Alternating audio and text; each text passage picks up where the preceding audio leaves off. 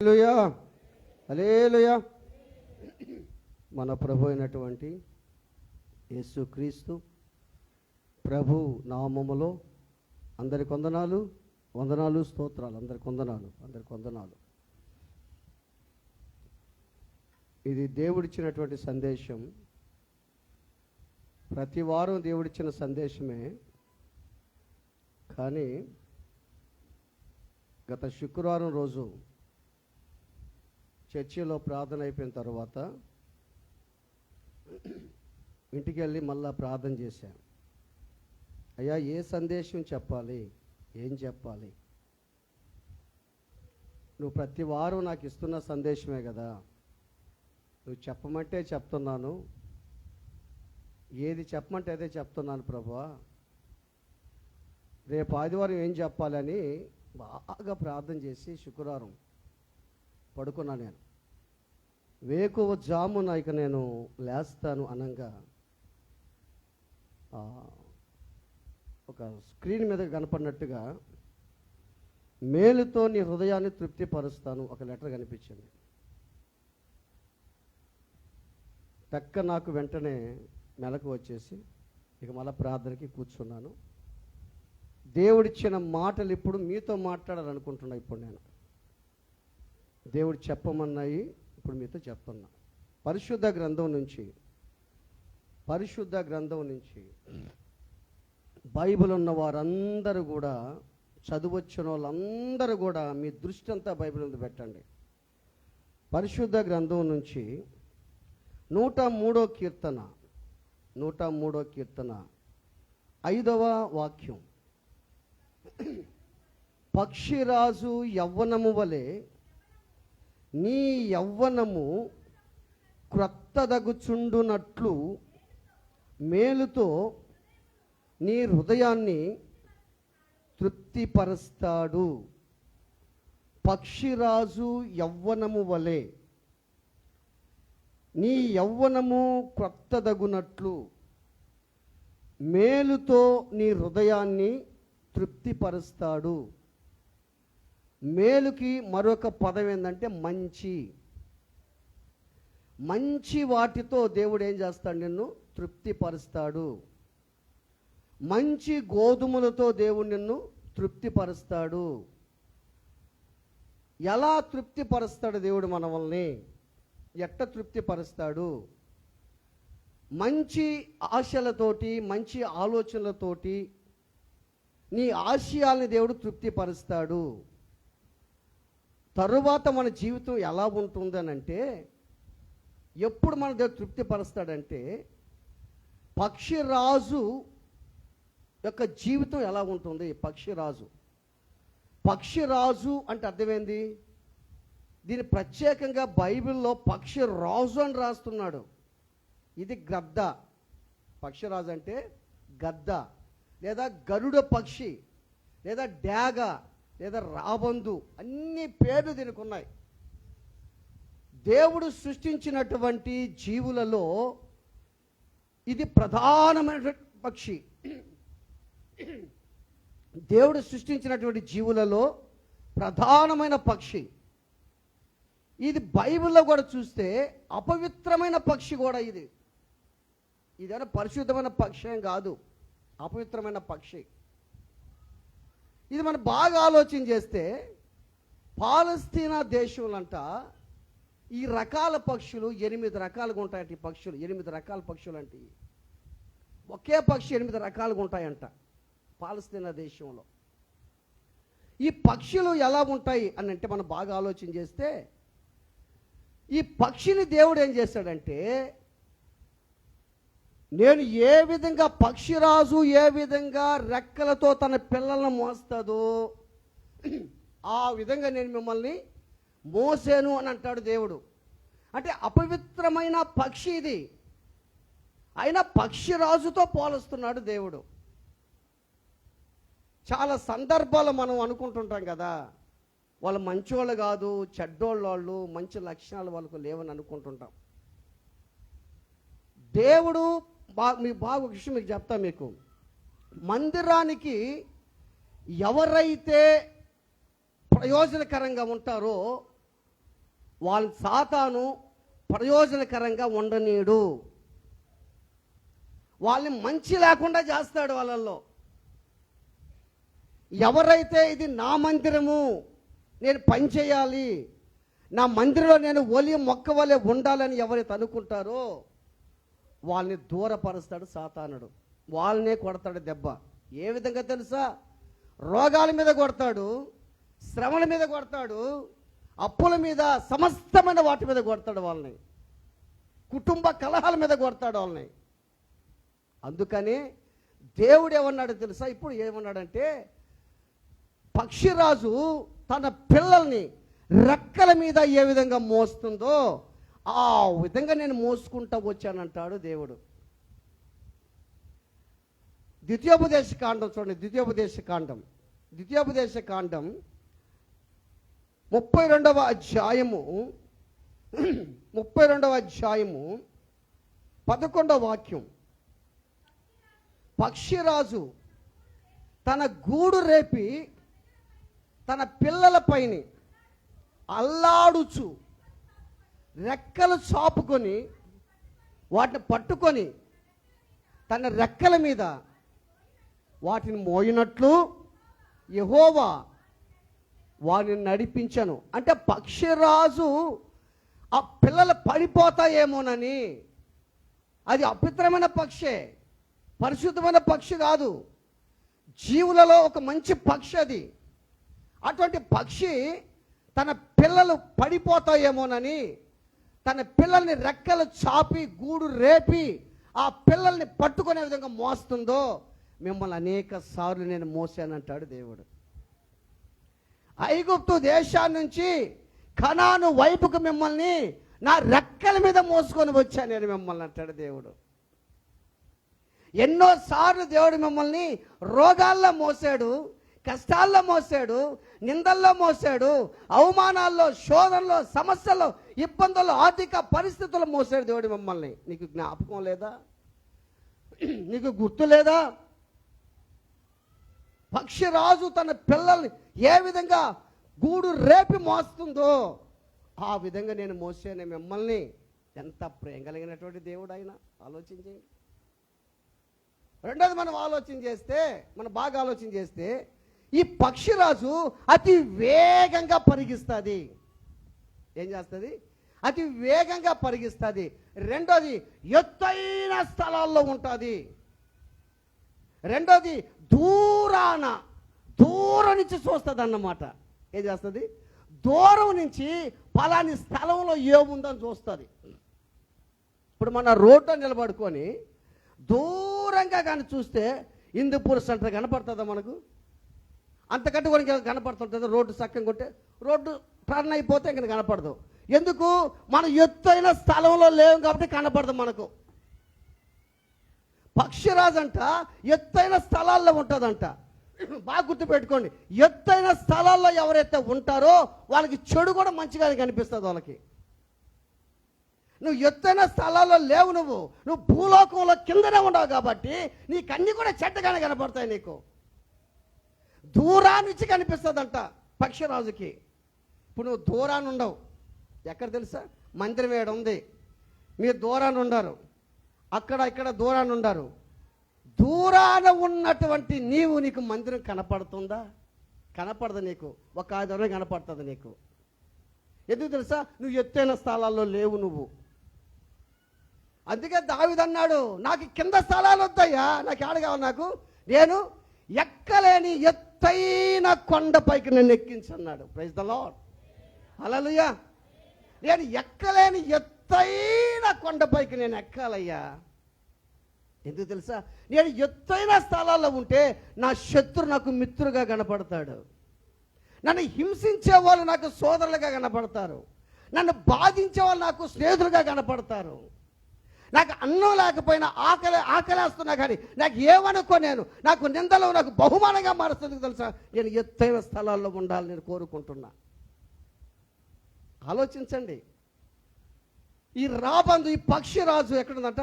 ఎత్తైన స్థలాల్లో ఉండి దూరాన ఏమి జరుగుతుందో చూస్తే దీని కనుసూపు దూరం చాలా, తన పౌరాణ కనుసూపు.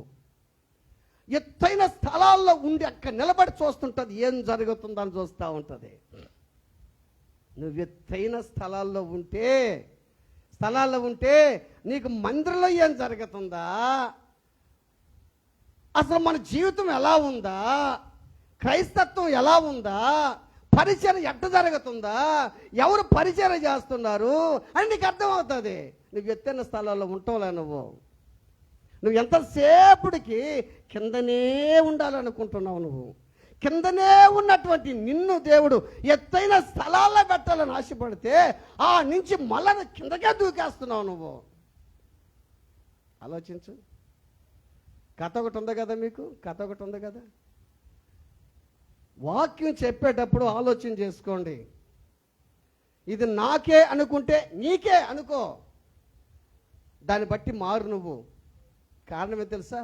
ఒక సేవకుడు రాత్రంతా కష్టపడి, రాత్రంతా లేచి నిద్రలో ధ్యానం చేసి, జ్ఞాపకం వస్తే మళ్ళా రాసుకొని, మళ్ళా పడుకొని, మళ్ళా రాసుకొని, నీ కోసం కష్టపడి ఈ వర్తమానం తెస్తున్నాడు దేవుడు నీ కోసం. ఎందుకు తెలుసా? నువ్వు మారాలని, నువ్వు మార్పు చెందాలని. నేనే కాదు, అనేక మంది కాపరులు వాళ్ళ తపనేంది? మా విశ్వాసులు మారాలి, వాళ్ళు పరిశుద్ధంగా ఉండాలని వాళ్ళ ఇష్టం. ఆలోచన చేయండి. పక్షిరాజు రెక్కలు చాపి తన పిల్లల్ని పైన వేసుకొని మిమ్మల్ని మోస్తున్నట్లు ఎన్ని మారులు మోసారు, ఇప్పుడు కూడా మోస్తానే ఉన్నాడు కదా దేవుడు. దేవుడు ఇంకో మాట చెప్పాడు కదా. ఏం చెప్పాడు? ముసలితనముతో దేవుడు నిన్నేం చేస్తానన్నాడు? మోస్తానన్నాడు కదా. నేను మోస్తానన్నాడు దేవుడు. అదేవిధంగా చూడండి, యోబు గ్రంథం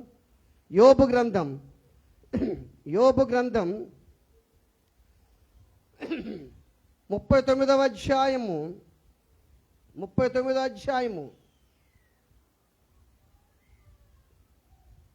28-29 వచ్చిన చూడండి. యోబు గ్రంథం అది ఎక్కడంటమ్మా? ఏందది? దాని పైన ఏముంది? పక్షిరాజు నీ ఆజ్ఞకు లోబడి ఆకాశ వీధికి ఎక్కునా. బాగానండి. దాని గూడు ఎత్తైన చోటను కట్టుకొనునా, అది రాతి కొండ మీద నివసించును. ఇప్పుడు బాగానండి. కొండపేట మీదను ఎవరును ఎక్కజాలని ఎత్తైన చోట గూడు కట్టుకొని, అంతా చప్పడు కొట్టండి. ఎవరు ఎక్కజాలని? నేను ఎక్కలేని ఎత్తైన కొండపైకి నన్ను ఎక్కించయ్యా. నేను ఎక్కలేని ఎత్తైన కొండపైకి నేను ఎక్కితే నేను అన్నీ మర్చిపోతాను. నిన్ను చూస్తా, నేను అన్నీ మర్చిపోతా. రోగం మర్చిపోతా, బాధ మర్చిపోతా, శ్రమ మర్చిపోతా, వేదన మర్చిపోతా. నిన్ను అర్థం చేసుకుంటా. నేను ఎత్తు ఎక్కలేకపోతే నేను అర్థం చేసుకోలేను. నేను ఎత్తైన స్థలాల్లో ఉంటే నేను అర్థం చేసుకుంటాను. నేను నిన్ను చూడండి. కొండపేట మీదను ఎవరిని ఎక్కజాలని ఎత్తైన చోటను, అక్కడి నుండి తన ఎరను యాడ్ నుంచి అంటమ్మా, ఎక్కడి నుంచి? ఏ స్థలం? ఎత్తైన స్థలం నుంచి చూస్తుంది. అంటే ఏంటి? ఆహారం ఎక్కడుందా? ఎక్కడుందా ఆహారం? ఎత్తైన స్థలాల్లో నుంచి చూస్తుంటుంది. ఎక్కడుందా? ఎత్తైన స్థలాల్లో ఉండే వ్యక్తులు, నా విశ్వాసులు ఎక్కడుండారా? నా ప్రజలు ఎక్కడుండారా? మారిన వారు ఎక్కడుండారా? మార్పు చెందిన వాళ్ళు ఎక్కడుండారా? ఇంకా మారలేదే, నా ప్రజలు మారలేదే. ఎత్తైన స్థలం నుంచి చూస్తూ ఉంటారు వాళ్ళు. తన ఎర్రను చూస్తూ ఉంటుందంట. తన ఎర్రను చూసి ఏం చేస్తుందంట? ఎత్తైన స్థలం నుంచి అక్కడి నుండి వెతకును, దాని కన్నులు దూరము నుండి, చాలు దూరము నుండి పక్షిరాజుకున్నటువంటి లక్షణం బాగా గుర్తుపెట్టుకో. ఇప్పుడు మన వాక్యం చదువుకున్నాం కదా. ఏం చదివాము? పక్షిరాజు ఏం చదివాము? మూలవాక్యం చదివాము. 103వ కీర్తన. యవనం వలె నీ యవనము క్రొత్తదగునట్లు మేలుతో నీ హృదయాన్ని ఆయన తృప్తిపరుస్తాడు. నేను మంచి గోధుమలతో తృప్తిపరుస్తాడు. ఎట్టని తృప్తిపరుస్తాడు? పక్షిరాజుకున్న లక్షణాలు ఇయ్యి. ఒక అపవిత్రమైన పక్షికి లక్షణాలు ఉంటే నువ్వు పవిత్రుడవు, నువ్వు పరిశుద్ధుడవు. ఆడాడనో బాగా గుర్తుపెట్టుకోండి. నిజంగా మీరు ఆలోచన చేయండి. అంత ఎత్తులో పోతా ఉంటుంది అది. చూసారా? కింద కోడి తన పిల్లల్ని పెట్టుకొని మేస్తూ ఉంటుంది. జప్పుడు కొట్టుకొని వెళ్ళిపోద్ది. అంతే. ఎంత ఫాస్ట్ దానికి, ఎంత ఫాస్ట్ దానికి, అంత దూరాన్నిచ్చే కనిపెడతాదంట. దూరానికి కనిపెట్టే దేవుడు మనల్ని కనిపెడతాడు ఆయన. ఒక ఎగ్జాంపుల్ చెప్తాను మీకు. చిన్న కుమారుడు దూరదేశానికి వెళ్ళిపోయి వస్తా ఉంటే తండ్రి ఇంటికాడు కూర్చొని దూరాన చూశాడు కుమారుణ్ణి. బాగా గుర్తుపెట్టుకో. ఇప్పుడు మనం చూడాలి. ఇప్పుడు దూరాన చాలా మంది ఉన్నారు. ఈ మంది నుంచి వెళ్ళిపోయిన వాళ్ళు చాలా మంది అపవిత్రంగా వెళ్ళిపోయి ఉన్నారు. చాలా మంది కలిసిపోయినారు లోకంలో. వాళ్ళు చూస్తా ఉన్నాం మనం. ఇప్పుడు దూరాన ఉండాలి ఆ ప్రజలందరూ. వాళ్ళు చూడాలి మనం ఇప్పుడు. నా బిడ్డలు, నా బిడ్డలు, నా బిడ్డలని. కొండ పీట మీద ఉన్నటువంటి ఎవరు ఎక్కలేని ఎత్తైన గూడు కట్టుకొని దాని కన్నులు దాన్ని దూరం నుంచి కనిపెడతాయంట. దాని కన్నులు. అబ్బా, ఎంత గొప్ప విషయం, ఎంత గొప్ప విషయం ఆలోచన చేయండి. మేలుతో నీ హృదయం తృప్తిపరచబడాలంటే పక్షిరాజుకున్న లక్షణాలు, పక్షిరాజుకున్నటువంటి ఆ లక్షణాలు నీకు కలిగి నువ్వు జీవించాలి. యెషయా గ్రంథం చూడండి. మీకు తెలిసిన వాక్యం చూపిస్తాం మీకు. యెషయా గ్రంథం 40వ అధ్యాయము. యెషయా గ్రంథం 40 31వ వాక్యం. యెహోవా కొరకు ఎదురు చూచువారు నూతన బలాన్ని పొందుదురు. చూసావా? దేనికి పోల్చాడమ్మా? పక్షిరాజుకు పోల్చాడు. దాని పైన ఉన్న మాట ఏంది? దాని పైన మాట బాలురు సొమ్మసిల్లుదురు అలయుదురు. ఏందంట? బాలురు సొమ్మసిల్లుతారు, యవనులు తొట్టిల్లుతారు. తర్వాత యెహోవా కొరకు ఎదురు చూచువారు అంటే యవనస్తులకే కాదు నూతన బలము. వృద్ధులు కానీ, పిల్లలు కానీ, ముసలివారు కానీ, బాలురు కానీ ఎవరైతే దేవుని కొరకు ఎదురు చూస్తారో వాళ్ళకి కొత్త బలం వస్తుంది. ఆమేన్, హల్లెలూయా. పక్షిరాజు యవ్వనము వలె, ఇప్పుడు చదువుకున్నాం కదా, పక్షిరాజు యవ్వనం వలె అంటే అది యవ్వనంగా అంటే రోజు కొత్తగానే ఉంటుంది ఆ పక్షిరాజు. ఫాస్ట్. మనం రోజుకి వెనక్కి మనం అది ఫాస్ట్. అది పక్షిరాజు యవ్వనం వలె ఈ యవ్వనము కొత్త దగ్గుచున్నట్లు మేలుతో నీ హృదయాన్ని ఆయన తృప్తిపరుస్తాడు. యెహోవా కొరకు ఎదురు చూచువారు నూతన బలాన్ని పొందుతారు. వారు ఎట్లుంటారంట? ఎవరోళ్ళు దేవుని కొరకు ఇప్పుడు అందుకు ఈ సబ్జెక్ట్ మీకు చెప్పేది నేను. యెహోవా కొరకు ఎదురు చూసే వాళ్ళు ఎట్లుంటారంటే చూడండి, వారు పక్షిరాజు వలె రెక్కలు చాపి పైకి ఎగురుదురు. ఎవరు? దేవుని కొరకు ఎదురు చూసేవారు, నా దేవుడు కోసం ఎదురు చూసేవారు. వాళ్ళు పక్షిరాజు వలె రెక్కలు చాపి, పక్షిరాజు ఎట్ట ఎగరతాదో దేవుల్లో ఆనందిస్తారు, వాళ్ళు దేవుల్లో సంతోషిస్తారు, వాళ్ళు గంతులు వేస్తారు. వాళ్ళు నా మీద జీవజాలం పొర్లి పారేనే, క్రొవ్విన దూడల వాలే గంతులు వేసేదన్. దేవుని కొరకు ఎవరైతే ఎదురు చూస్తారో వాళ్ళకి నూతన బలం వస్తుంది. వారు పక్షిరాజు వలె రెక్కలు చాపి పైకి ఎగురుదురు, అలయక పరిగెత్తుదురు, సొమ్మసల్లక నడిచిపోదురు. అంటే అర్థమేంది? పక్షిరాజుకి అలుపు ఉంటుందా?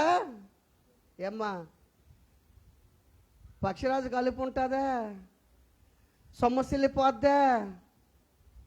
నిజంగా ఇప్పుడు నాకు అనిపించేది ఏంటంటే, ఇప్పుడు మనం 12 దాకా ఇంచుమించు మనకు ఆరాధన ఉందనుకో, మళ్ళా 6 గంటలకు రమ్మంటే మీరు అలసిపోరు, మళ్ళీ వచ్చేస్తారు. మీ మీద నాకు నమ్మకం ఉంది, మీరు అలసిపోరు. ఇంటి పోయి ఆలోచన చేస్తారు, మళ్ళీ ఎందుకు రమ్మన్నాడు, ఇప్పుడు 6 గంటలకు ఎందుకు రమ్మన్నాడు? 12 గంటల దాకా మనం ఉన్నది చర్చిలో. సరే పాకపోతాయని అనుకుంటాడు, కానీ రే నేను మీ అమ్మరావు, నువ్వు పోరా, నువ్వు పోమే అంటే మీరు అటు చేయరు. నేను చెప్తున్నా, మామూలుగా అటు చేయరు, మీరు చేసేవాళ్ళు కాదు. బాగా ఆలోచించి, పక్షిరాజు ఏమన్నా అలసిపోతుందా? సొమ్మసిల్లిపోద్దా? ఎందుకు సొమ్మసిల్లి చెప్పండి. ముందే చెప్పు ఒక మాట, నేను అది ఎక్కడ ఉంటుంది అంటది, ఎత్తైన స్థలాల్లో ఉంటుందమ్మా. బాగా గుర్తుపెట్టుకోండి, నువ్వు ఎత్తైన స్థలాల్లో ఉండాలా. సజీవుడైన క్రీస్తు పరిచర్య విశ్వాసులు భూ సంబంధంగా ఉండకూడదు, ఎత్తైన స్థలాల్లో ఉండాలా. దేవుని దగ్గర నుంచి మీకు వచ్చే ఈ సందేశం, ఎందుకు ఈ సందేశం తీసుకొస్తుంది? దేవుని దగ్గర మీకోసం ప్రార్థన చేసి, విజ్ఞాపన చేసి, ఏడ్చి, కన్నీరు గార్చి, ఏం చెప్పాలా అని మీరు మారేదానికే, మార్పు చెందేదానికే. ఒక పక్షిరాజుతో పోలుస్తున్నాడే దేవుడు. వాళ్ళు అలయక, ఎవరాళ్ళు? దేవుని కొరకు ఎదురు చూసేవారు, ఎత్తైన స్థలాల్లో ఉండేవాళ్ళు. వాళ్ళు తృప్తిపరచబడతారు మేలుతో, మంచి గోధుమలతో, మంచి కార్యాలతో, శుభకార్యాలతో, మంచి దీవులతో తృప్తిపరచబడతారు వాళ్ళు. వారు అలయక, అలసిపోవటం అంటూ లేదు. ఇప్పుడు ప్రార్థన, బాగా గుర్తుపెట్టుకోండి, ఇప్పుడు ప్రార్థన, మళ్ళీ వెంటనే మళ్ళా ప్రార్థన, రాత్రంతా ప్రార్థన. సమస్యలు పోతామా? మనం సమస్యలు పోతాం. కానీ ఎత్తైన స్థలాల్లో ఉంటే, దేవుని కొరకు ఎదురు చూస్తే సమస్యలకు వచ్చినే లేదంటే అర్థం తెలుసా? పక్షిరాజు ఏ విధంగా సమస్యలదో మీరు కానీ దేవుని కొరకు నా కొరకు చూస్తే మీరు సమస్యలరు అని అర్థం. యెహోవా కొరకు ఎదురు చూసి వారు ఎట్లంటారంట, నూతన బలం. పక్షిరాజు యవ్వనం వలె నీ యవ్వనము క్రొత్తదగునట్లు, న్యూ స్ట్రెంగ్త్, నూతన బలాన్ని నువ్వు పొందుతావు. ఎత్తైన స్థలాల్లో ఉన్నప్పుడు, ఆయన కొరకు ఎదురు చూసినప్పుడు, అప్పుడు నువ్వు అలసిపోవు, సొమ్మసిల్లవు, నిద్రపోవు. నిద్రపోకుండా ఉంటావు మనం. నిద్రపోయే సమయం ఎప్పుడమ్మా చెప్పండి? పళ్ళెంలో అన్నం వేసామనుకో, అమ్మాయి ఇంటికి పోతావు, చికెనో మటనో మీ అమ్మ మీ నాన్న అన్నం వేశారనుకో, నీకు తింటారా అన్నం? రే అన్నం రా అందంటా నువ్వా? ఏమో ఇన్ని ముక్క వేసావు నాకు ఇంకో ముక్కలై అని అనవా? మందిరంలో ఓ అక్క, ఓ అన్న, ఓ అవ్వ, నీకు ఎందుకు వస్తుంది మందిరం లేదరమ్మా? అవ్వల్లారా, ఎందుకు వస్తుంది మీకు నిద్ర? అలా లేపండి, పాపం లేపండి. అయ్యయ్యో, దేవుని దగ్గర నుంచి నేను కష్టపడి ఇంత సందేశం తీసుకొస్తుంటే అందరు నిద్రపోరలే పాపం, ఊరకు బాగలేదులే పాపం, ఊర ఒక నిద్రపోతుంటారు. హల్లెలూయా, హల్లెలూయా. అలయక సొమ్మసిల్లక ఏంటంటే వాళ్ళు, పక్షిరాజు వలె నేను రెక్కలు చాపి ఎగురుదును, అలయక నేను. 2001లో రాసే ఈ పాట నేను. సొమ్మసిల్లక రాగిపోయింది. Praise the lord. Hallelujah, hallelujah. ఆలోచించండి దేవుని బిడ్డలారా, పక్షిరాజుకున్నటువంటి లక్షణాలు మనకు కలిగి మనం జీవించాలి. మేలుతో నీ హృదయాన్ని ఆయన ఏం చేస్తాడంట? తృప్తిపరుస్తాడు, తృప్తిపరుస్తాడు. ఇంకా చూడండి, ఇంకా మనకు తృప్తి ఎక్కడ కలుగుతుంది? తృప్తి మనకు ఎక్కడుంది? తృప్తి మనకు ఎక్కడుంది? మేలు ఎక్కడుంది? ఒక ప్రశ్న ఇప్పుడు.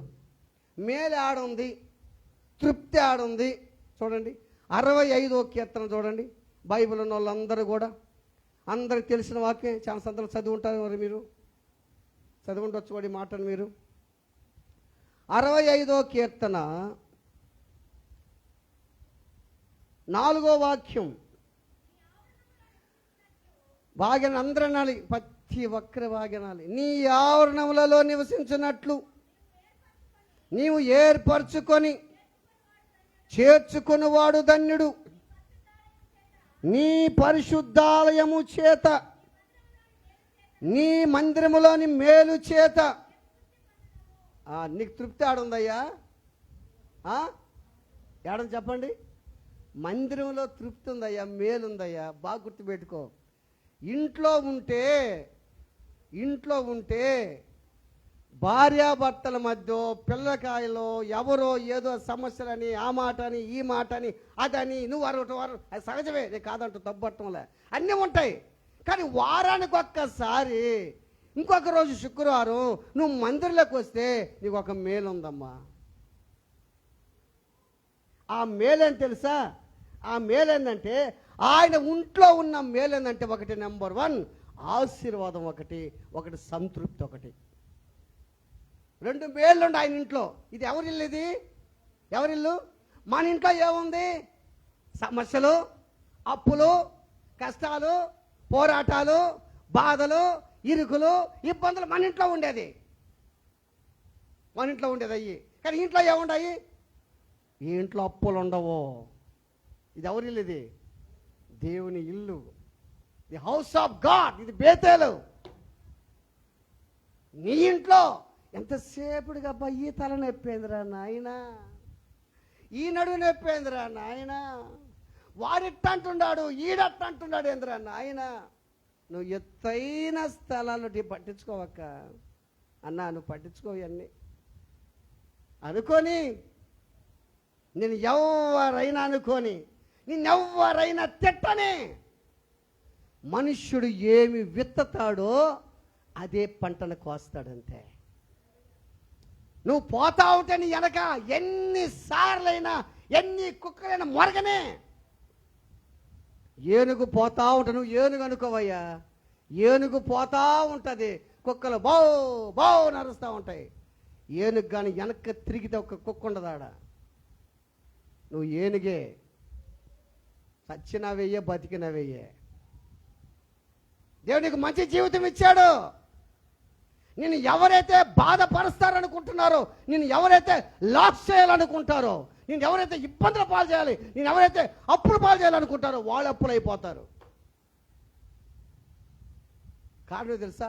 నువ్వు ఎత్తైన స్థలాల్లో ఉన్నావు. నువ్వు దేవుడి కోసం ఎదురు చూస్తున్నావు. నువ్వు దూరాన్ని నుంచి చూస్తున్నావు. నువ్వు అందుకే ఇక్కడ బైబిల్ చదువుకున్నాం మనం. నీ ఆవరణములలో నివసించినట్లు నువ్వు ఏర్పరచుకొని చేర్చుకుని వాడు ధన్యుడు. నీ పరిశుద్ధ ఆలయము చేత, నీ మందిరములోని మేలు చేత మేము తృప్తి పొందుతున్నాము. ఆలోచించి, తృప్తి అంటే ఏం చెప్పాను మీకు? మంచే. మందిరాల్లో నీకు మంచి జరుగుతుందయ్యా, బయట నీకు మంచి జరగదు. బయట చాలా మందిరాలు ఉంటాయి, చాలా ఇళ్ళు బయట ఉంటాయి, నీకు అక్కడ మంచి జరగదు. ఆయన మందిరంలో నీకు మంచి జరుగుతుంది. నువ్వు మందిరానికి రాకపోయినా నీ తండ్రి నిన్ను ప్రేమిస్తానే ఉన్నాడు. ఎన్ని సందర్భాలు నువ్వు దేవునికి వ్యతిరేకంగా నువ్వు జీవించినా నీ తండ్రి నిన్ను ప్రేమిస్తా ఉన్నాడు. ఆయన ప్రేమ ఎంతో గొప్పది. ఆలోచించు. ఇప్పుడు భార్యాభర్తలు ఉన్నారు, బైబిల్ ఒక మాట ఉంది, భార్య దొరికిన వానికి మేలు దొరికిన అని ఉంది కదా. మేలా ముల్లా? మేలు. ఒక ఆయన అన్నాడు, నాకు ముళ్ళు దొరికిందయ్యని అన్నాడు ఒక ఆయన. అవి వేరే విషయం, అవి పెళ్ళిళ్ళు చెప్పే మెసేజ్లు. ఇప్పుడు నేను భార్య భర్త గురించి చెప్పను. భార్య దొరికిన వారికి ఏంటంట? మేలు దొరికింది. మన భర్త ఎవరమ్మా? మన భర్త ఆత్మీయంగా దేవుడు. మనం ఎవరికి దొరికాం? ఇప్పుడు యేసయ్యకి దొరికాం. ఇప్పుడు యేసయ్యకి మన ద్వారా మేలు జరగన్నా ముళ్ళు గుచ్చాలనా? ఏమ్మా, నువ్వు గుచ్చుతుంటే ప్రతి వారం గుచ్చుతుంటావు కదా గుడికి రాకుండానా? చెప్పు. నువ్వు మాట్లాడకుండా కూర్చుతా ఉంటవే. ఆలోచించేయి. మన ద్వారా మన భర్తకి మేలు కలగాలనా లేదా? మన భర్త అయినా భార్య దొరికిన వానికి మేలు దొరికెను. నువ్వు గుచ్చుతున్నా కానీ నీ భర్తని ప్రేమిస్తున్నాడా లేదా? ఏమ్మా చెప్పండి. యేసుని ప్రేమిస్తున్నాడా లేదా? ప్రేమిస్తున్నాడు యేసయ్య. ఇప్పుడు ఉదాహరణకి ఒకటి చెప్తా మీకు. ఇప్పుడు నీ భర్తే దూర ప్రాంతం వెళ్ళాడు అనుకో, 10 రోజులు రాడు. 10 రోజులు రాకపోతే అప్పుడు ఏం చేస్తాడు భర్త? నీకు ఏం చేస్తాడమ్మా? ఏం చేస్తాడు? ఫోన్ చేస్తాడు. ఎలా ఉన్నారు ఇంటికాడ? బాగున్నారా? పిల్లలు ఎట్టున్నారు? బాగున్నారా? నువ్వు ఎలా ఉన్నావు? నీ భర్త మాట్లాడుతూ ఉంటాడు. నువ్వు కూడా ఏం మాట్లాడతావు? బాగున్నాము, నువ్వు ఎప్పుడు వస్తావు? ఆ భర్తకి ఎప్పుడెప్పుడు నేను వెళ్ళాలా, నా ఇంటికి ఎప్పుడెప్పుడు వెళ్ళాలని ఉంటుంది.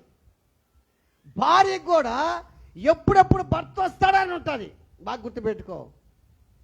ఎత్తైన స్థలాల్లో ఉండేవాళ్ళు నా వరుడు ఎప్పుడు వస్తాడో ఈ లోకానికి, కష్టాలు పడలేకున్నాం, బాధలు పడలేకున్నాం, నా తండ్రి ఎప్పుడెప్పుడు వస్తాడా, నా భర్త ఎప్పుడెప్పుడు వస్తాడా. యేసయ్య కూడా ఎప్పుడెప్పుడు వస్తాడో తెలుసా మీకు? ఆయన ఎప్పుడు, తండ్రి ఎప్పుడు చదువుప్పుడు వచ్చేస్తాడు యేసుక్రీస్తు ప్రభు మన దగ్గరికి. బాగా ఆలోచించండి. భర్త నీకు ఫోన్ చేస్తాడు. భర్త నీకు ఏం చేస్తాడు? ఫోన్ చేస్తాడు. అప్పుడు ఏం చెప్తావు నువ్వు? అప్పుడు ఏం చెప్తావు? అయ్యా తొందరగా రా, నువ్వు తొందరగా రావాలా, తొందరగా వచ్చేసేయి, ఇక్కడ పరిస్థితులు బాగలేని చెప్తావు. ఆయన ఏం చేస్తాడు తెలుసా? దూరాన ఉండి నీకు ఫోన్ చేసి ఏం చేస్తాడు? ఆయన నీ కొరకు తొందరగా వస్తూ ఉంటాడు. ఎందుకంటే నువ్వు భార్యవు కాబట్టి, ఎందుకంటే నిన్ను ప్రేమిస్తున్నాడు కాబట్టి. ఒకవేళ నీకు ప్రేమ లేకపోయినా, ఆయనకి ప్రేమ లేకపోయినా సరే, ఆయన నిన్ను ప్రేమిస్తున్నాడు కాబట్టి నీ కోసం వస్తాడు యేసుక్రీస్తు ప్రభు. నీ కోసం దేవుడు వస్తాడు. అప్పుడు ఫోన్ చేస్తావు. పిల్లలకి తినేదానికి ఎత్తుకోరా, పిల్లలకి అయ్యెత్తుకోరా ఫోన్ చేస్తావు. వచ్చేటప్పుడు అన్నీ తీసుకొస్తాడు ఆయన. వచ్చేటప్పుడు అన్ని. ఇప్పుడు మనం చేస్తుంటలా, మనం ఫోన్ చేయట్లా. ఎవరు చేస్తాం ఫోను? యేసయ్యకి ఏం చేస్తాం? ఇంట్లో బీరువా లేదు, ఇంట్లో సోఫా లేదు, ఇంట్లో డైనింగ్ టేబుల్ లేదు. యేసయ్య చేస్తున్నా ఎందుకు చేయం? చేస్తున్నా. యేసయ్య ఇంట్లో ఒక రైలు కావాలయ్యా, ఒక బస్సు కావాలని చేస్తామా? ఎందుకు? ఆ రైలు కింద మనం పడేదానికే. నీకు ఏది వెళ్ళదు అడుగుతావు దేవుని. నువ్వు గుర్తుపెట్టుకో. నీ భర్తని ఏ విధంగా అడుగుతావు? కారణం బాగా గుర్తుపెట్టుకో. నిన్ను అర్థం చేసుకున్న భర్త, నిన్ను అర్థం చేసుకున్న భార్య. నీ భర్త నిన్ను అర్థం చేసుకున్నాడు కాబట్టి భర్తకి చెప్తావు అన్ని విషయాలు. ఖచ్చితంగా అన్ని తీసుకొస్తాడు. నువ్వు ఎత్తైన స్థలాలు ఉంటే అన్ని తీసుకొస్తాడు. నాకు అయ్యి కావాలి, ఈ కావాలా? మాకు బాగా గుర్తుపెట్టుకోను. భార్య దొరికిన వానికి మేలు దొరికెను. నీకు మేలు దొరికింది ఇప్పుడు. మన భర్త, మన యేసయ్య, ఆయన మన పెళ్లి చేసుకున్నాక సిద్ధంగా ఉంటాడు యేసుక్రీస్తు ప్రభు. మనం ముస్తాబావాలి లోకంలో. బాగా గుర్తుపెట్టుకు. నిన్ను ఇంత మాట అనకపోయినా, దేవునికి ఇంత వ్యతిరేకంగా జీవిస్తున్నా, ఆయన నిన్ను ప్రేమిస్తానే ఉన్నాడు. అంతకుముందు ఒక పాట పాడాము, ప్రార్థించకపోయినా పలకరిస్తూ. నిజమే కదా? నువ్వు మాట వినకపోయినా ఏందమ్మా? కలవరిస్తాడు. నువ్వు ప్రార్థించకపోతే పలకరిస్తాడంట. ఓయ్ మాట్లాడు నాతోట.